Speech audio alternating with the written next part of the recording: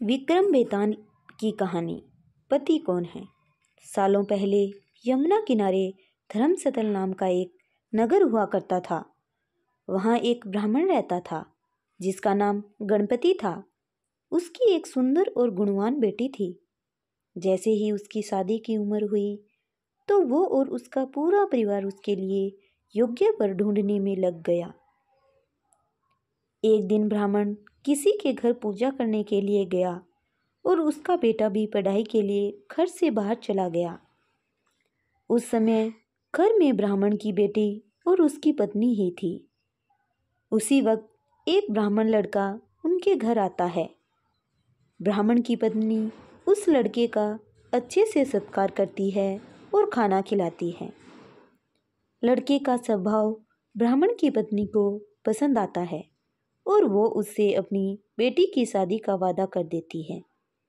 उधर ब्राह्मण गणपति जिनके घर पूजा करने गया था, वहाँ भी वो एक ब्राह्मण लड़के से मिलता है और उससे अपनी बेटी की शादी करवाने का वचन दे देता है। ब्राह्मण का बेटा जहाँ पढ़ने गया था वो भी वहाँ एक लड़के से यही वादा कर देता है। कुछ देर बाद गणपति और उसका बेटा दोनों खुद से चुने हुए लड़के को लेकर घर पहुंचते हैं। दोनों घर में एक और ब्राह्मण लड़के को देखकर चौंक जाते हैं। अब सभी इस दुविधा में पड़ जाते हैं कि लड़की एक है और शादी का वादा तीनों ने अलग लड़कों से कर दिया है। अब क्या होगा? लड़की का विवाह किससे करवाएंगे? इसी दुविधा के बीच पड़ोसी उनके घर खबर लेने आता है कि उनकी बेटी को मोहल्ले में ही सांप ने काट लिया है।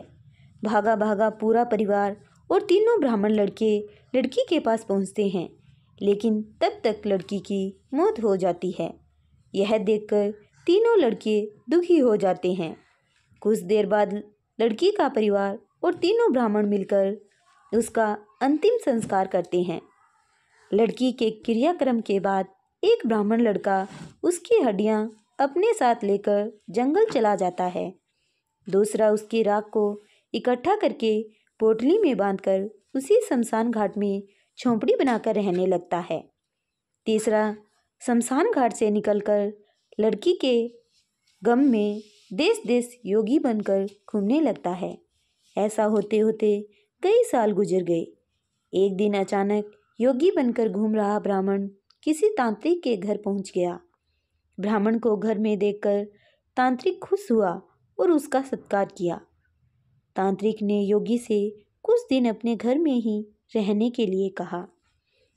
तांत्रिक की जिद देखकर योगी उनके घर में ही रुक गया। एक दिन तांत्रिक अपनी विद्या में बहुत लीन था और उसकी पत्नी सबके लिए खाना बना रही थी। उसी वक्त उनका बेटा रोने लगा और अपनी माँ को परेशान करने लगा। तांत्रिक की पत्नी से उसे बहुत संभालने की कोशिश की, लेकिन वो नहीं माना। आखिर में तांत्रिक की पत्नी को इतना गुस्सा आया कि उसने अपने बच्चे की पिटाई कर दी। उसके बाद भी जब बच्चा चुप नहीं हुआ तो उसने उसे चूल्हे में डालकर जला दिया। यह सब देखकर योगी ब्राह्मण बहुत नाराज हुआ और बिना कुछ खाए ही अपनी पोटली लेकर उनके घर से जाने लगा। इतने में तांत्रिक आया और योगी से कहा, महाराज खाना तैयार है, आप इस तरह गुस्से में बिना खाए यहाँ से न जाएं। गुस्से में योगी ने कहा, मैं इस घर में 1 मिनट भी नहीं रुक सकता। जहाँ ऐसी राक्षसी रहती हो वहाँ मैं कैसे कुछ खा सकता हूँ। इतना सुनते ही तांत्रिक झट से चूल्हे के पास जाता है और एक किताब से एक मंत्र पढ़कर अपने बेटे को जिंदा कर देता है। यह सब देखकर योगी हैरान रह जाता है। उसने सोचा कि अगर यह किताब मेरे हाथ लग जाए तो मैं अपनी पत्नी को भी जीवित कर सकता हूँ।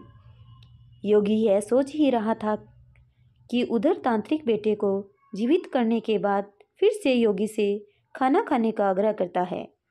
योगी खाना खाता है और वहीं रुक जाता है।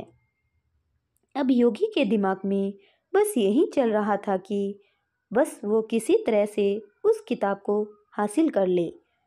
सोचते सोचते रात हो जाती है। सब खाना खाकर सो जाते हैं। आधी रात को योगी उस मंत्र वाली किताब को लेकर तांत्रिक के घर से सीधे उस शमशान घाट पहुंचता है जहां ब्राह्मण की लड़की का अंतिम संस्कार किया गया था। वो सबसे पहले झोंपड़ी बनाकर उसी जगह रह रहे ब्राह्मण को बुलाता है और उसे सारी कहानी सुनाता है। इसके बाद दोनों मिलकर फकीर बने ब्राह्मण को ढूंढते हैं।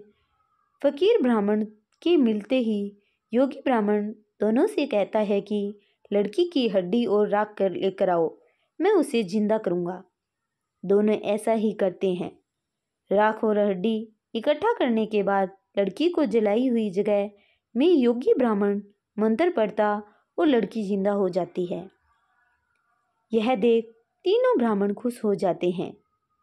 इतनी कहानी सुनाकर बेताल चुप हो जाता है।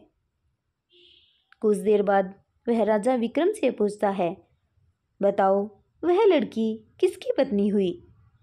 विक्रमादित्य बेताल के दोबारा उड़ने के डर से जवाब नहीं देते।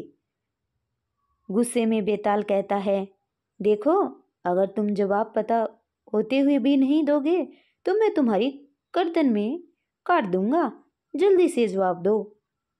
इतना सुनते ही राजा बोलते हैं, जो ब्राह्मण शमशान में कुटिया बनाकर रह रहा था वो उसकी पत्नी हुई। बेताल पूछता है, कैसे? तब विक्रमादित्य जवाब देते हैं, जो हड्डी चुनकर फकीर बन गया वो उसका बेटा हुआ, जिसने तांत्रिक विद्या से उसे जीवित किया। वो उसके पिता समान हुआ और जो उसकी राख के साथ जीवन जी रहा था वो ही उसका पति हुआ। जवाब सुनते ही बेताल ने कहा, राजन तुमने बिल्कुल सही उत्तर दिया है, लेकिन शर्त के मुताबिक तुम्हें मुंह नहीं खोलना था, इसलिए मैं दोबारा उड़ रहा हूँ। इतना कहकर बेताल दोबारा घने जंगल के किसी पेड़ में जाकर लटक जाता है और राजा विक्रम उसे पकड़ने के लिए उसके पीछे भागने लगते हैं। कहानी से सीख। चतुराई और बुद्धि से बड़ी समस्या को हल किया जा सकता है।